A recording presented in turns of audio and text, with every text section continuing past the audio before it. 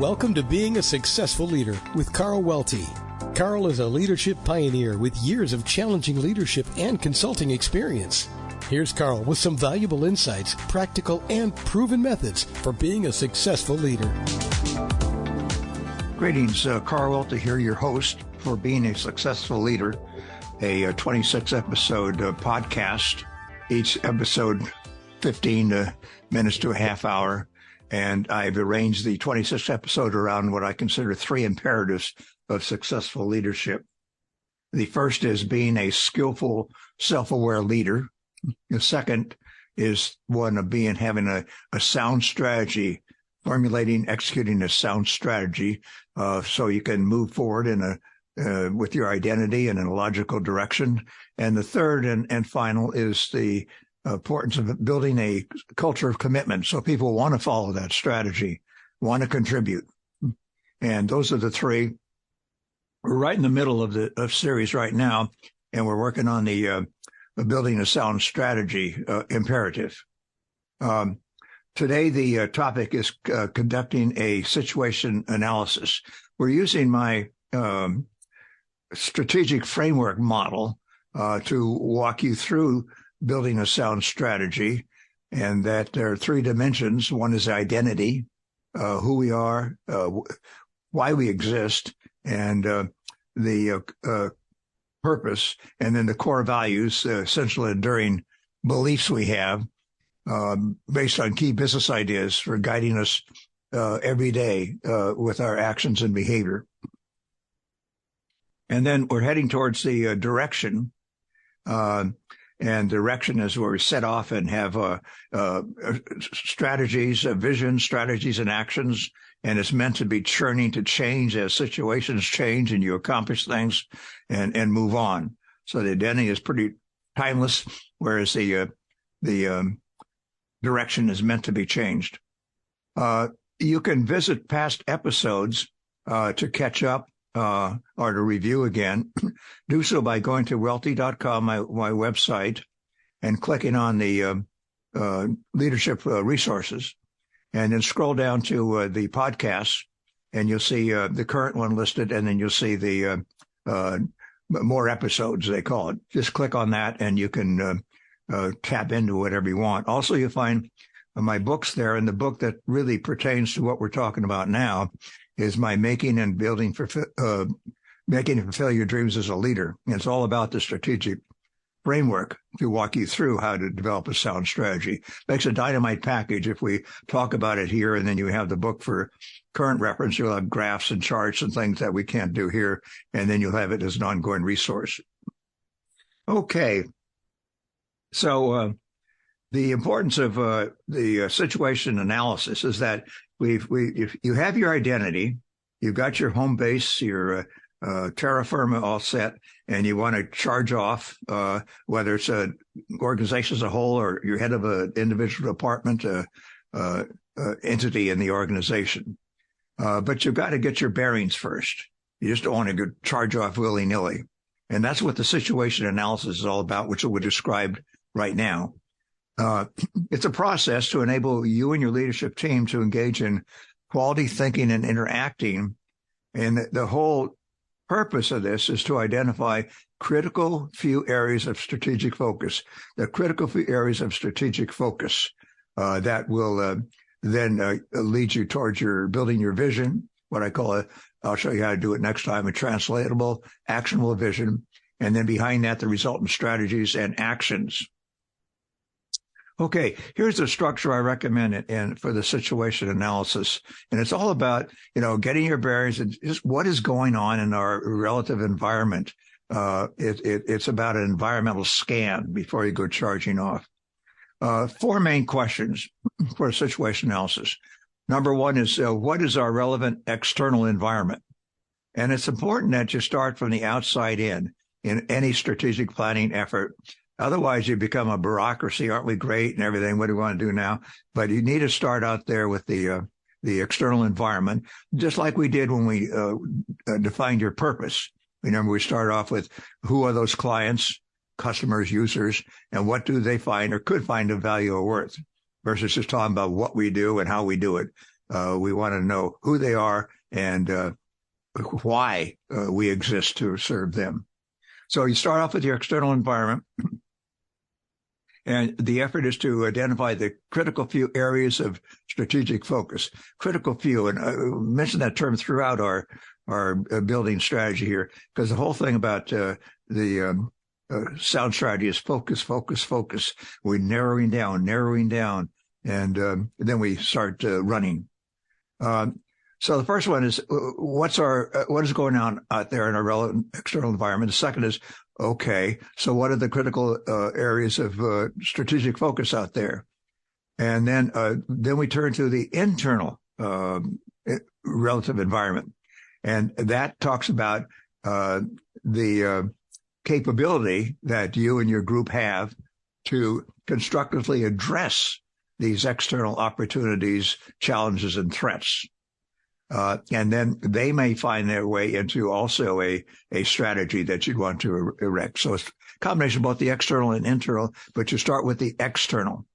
Now, what are the benefits of doing this situational analysis? Well, they're huge. One is that you get your team on the same page, you and your leadership team, and there may be some adjunct members there too, but you get on the same page. Using a process, you identify your planning assumptions or premises. A third of four is you discover opportunities, challenges, and trends. That's the main emphasis here, to discover what those are and then pick those that you want to really work on. And the last is you also develop insights. So a lot of benefits in doing a situation analysis. It could be that just you and your leadership team could sit around the table and talk about what's going on out there and identify the critical few strategies, and that's fine. But most times you probably need something a little bit more than that, a process, and that's what I'm going to give you here. Maybe as you use this more and more, you'll have interim meetings and you could just shortcut it a little bit. But especially for the first time, I think you have to get a little bit precise here, and I have a process for you to do that. You may have heard of another similar analysis called the SWOT analysis, SWOT, strength, weakness, and opportunity and threats. You'll find this process to be, I think, a lot more flexible, a lot more germane to what you're up to, and it'll serve you better. The SWOT analysis, if they were to do it over, they got it backwards because their SW is your inside and OT, opportunity and threats, are the outside. But it doesn't make a nice acronym to turn it around and how you're going to pronounce OTSW. But anyway, you may have heard of that. Not a bad process, but this one is, I think, serve you much better, what I call my factor analysis. Okay, let's talk about the steps now in situation analysis. The first thing you and your leadership team want to do is identify and acknowledge any preconditions that exist. Well, what are those? Those might be management commitments or organizational limitations you have. So let's be upfront with that and kind of identify our boundaries there. Number two would be identify and analyze relevant external environment factors. What are those factors that are germane to our business, be it an organization as a whole or an individual organizational entity? You can, in the book, Making and Fulfilling Your Dreams as a Leader, I list a lot of these, but some of the things like, obviously, customer, clients, and users, that could be internal or external, stakeholders, suppliers, marketplace dynamics, the industry as a whole, competition, the community, trade allies, technology, regulations, economic conditions, social changes, demographics, the labor market, and so on. So you'd want to tailor what the factors are. You don't want a big long list, but what are those critical factors for you in your business? Again, being the organization as a whole or an individual organization entity. If you're an organizational unit entity, like a department, a region, what have you, I would add to that direction from above.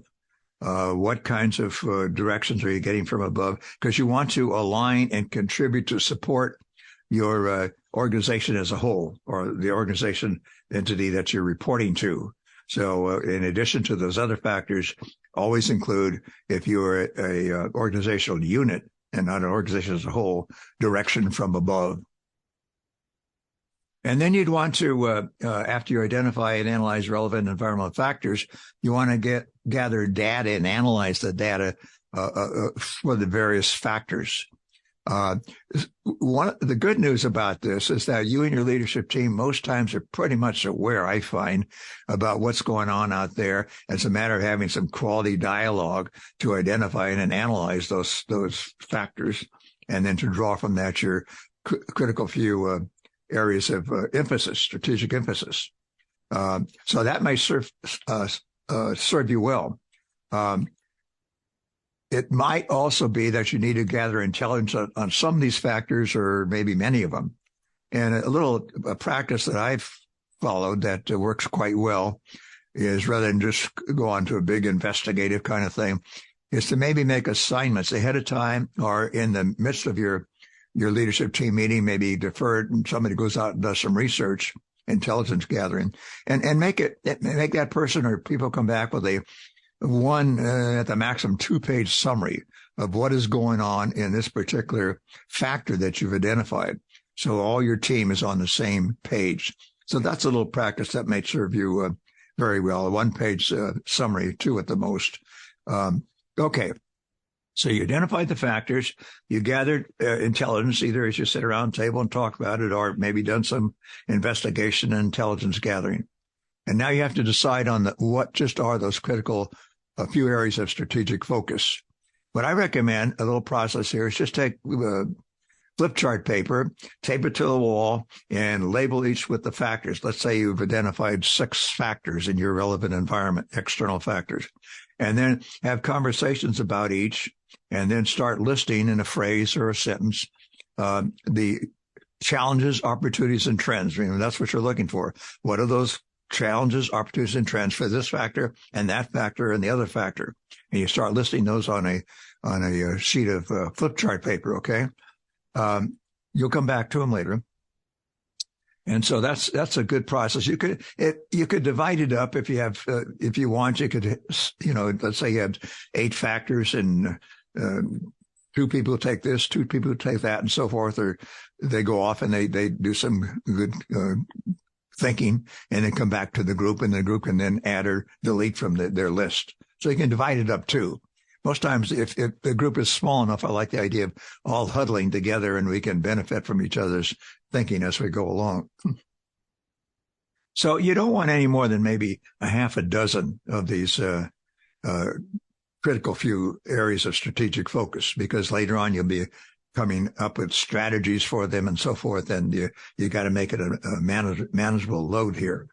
So anyway, that's just a guideline for you there. Now, then you'd want to begin to, if you have too many, you want to take a look at your list, and you begin to synthesize, pull together common items that you listed on these factors. It could be an item over factor 1 and an item over factor 4, but they really kind of go together. So pull them together into logical groupings. Okay. So first you want to synthesize your list. And then if you still have too many to really work with, remember you want to get it down to 6 or so. You want to prioritize. And my criteria for prioritizing, make note of this, is the importance of each of these items that you listed, the urgency, the growth, is it going to get better or worse, what have you, and the feasibility of doing so. And there's also, you can add to the process in my book, again, Making and Building Your Dreams as a Leader. I go through a process of using those sticky dots, and the teams have some fun with this. And you get so many dots, like 6, and you spread them out amongst the various potential factors or potential areas of focus. And then you go from there, again, synthesizing and weeding things down. All right. And now you want to turn to your internal relevant environment. What we described as the external. So now you have various factors up there on your work papers, and you have identified so many areas of strategic focus and then narrowed them down and synthesized and so forth.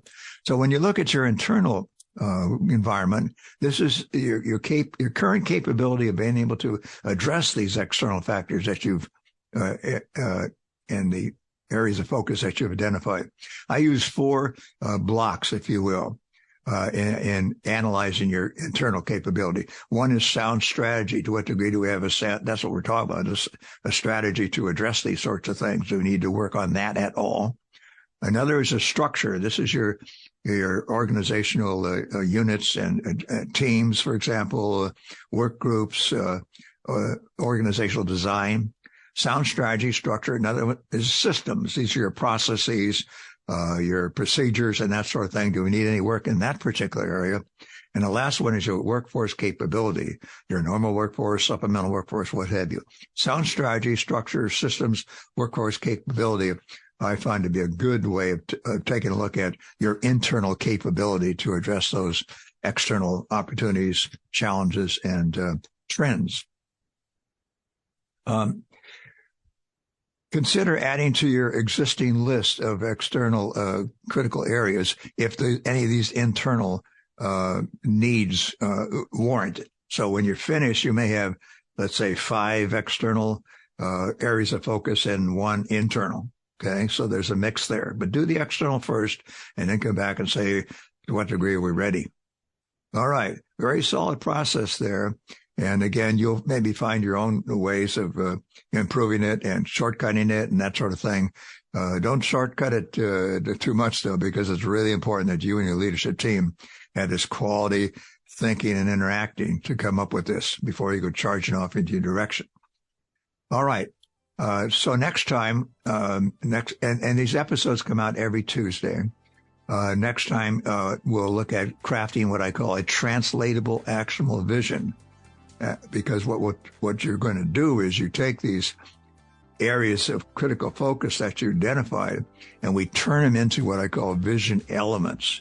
So we don't want just a broad, fuzzy vision. We want something we can drive off of and turn these into strategies and resultant actions. And that's why I call it a translatable, actionable vision. And a friend of mine, colleague Alan McCarthy, came up with this improvement in terms of creating a vision some time ago, and it's really worked well. I don't think you'll find it probably anywhere else. But anyway, that's what we mean by translatable actual vision. That's next time. Okay, hopefully this was meaningful to you, and have a good week, and we'll see you next week.